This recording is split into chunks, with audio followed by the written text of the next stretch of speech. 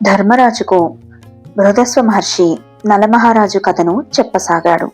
నలమహారాజు నిషాద దేశాన్ని ఎంతో చక్కగా పరిపాలిస్తూ ఉన్నారు. ఆయన యవ్వనవంతుడయ్యాడు.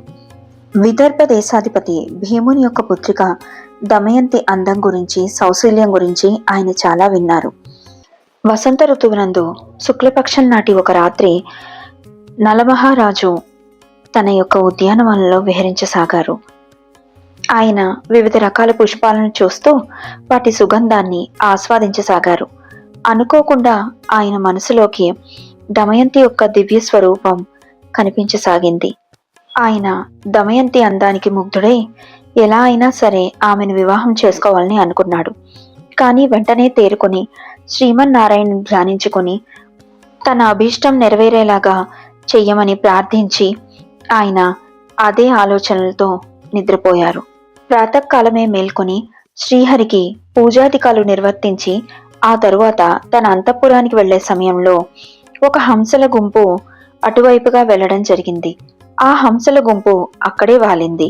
అందులోంచి ఒక రాజహంసను ఆయన పట్టుకున్నారు. ఆ రాజహంస, మీరు ఎంతో దయగలవారు, దయచేసి నన్ను వదిలేయండి, మీకిది న్యాయం కాదు అని ప్రార్థించింది. అప్పుడు నలమహారాజు, నీవు మనుషుల్లా ఎలా మాట్లాడుతున్నావో, నా గురించి ఇంకా నీకేమేం తెలుసు చెప్పు అని అడిగాడు. అప్పుడు ఆ హంస, నాకు తమరి గురించి అంతా తెలుసు మహారాజా. తమరి వంటి గొప్ప రాజు, గొప్ప మనిషి ఇంతకు పూర్వం జనించలేదు, ఇక ముందు కూడా జనించబోరు. మీ మనసులో ఉన్న కోరిక కూడా నాకు తెలుసు. దమయంతిని పెండ్లాడాలని కదా మీ కోరిక. దమయంతి అత్యంత సౌందర్యవతి, అపురూప సౌశీల్యవతి కూడా. ఆమె జన్మ వృత్తాంతమును నీకు తెలియచేస్తాను, తప్పక విను. ఆమె నీకు సరైన జోడి అని చెప్పింది.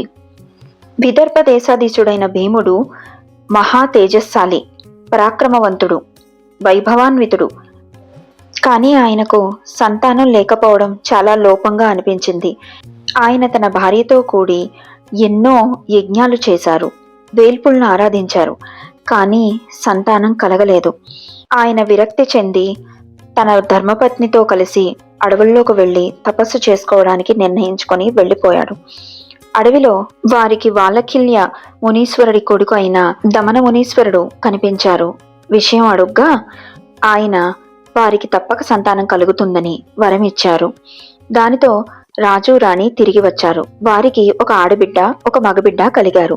మగబిడ్డ పేరు దమనకుడు, ఆడపిల్ల పేరు దమయంతి. ఆమె ఎంతో చక్కనిది అని రాజహంస దమయంతి యొక్క జన్మ వృత్తాంతాన్ని నలమహారాజుకు తెలిపింది. అప్పుడు నలమహారాజు, ఓ హంస, దమయంతికి నా మనసులో విషయాన్ని తెలిపి నీవే రాయబారం జరపవలసింది అని కోరాడు.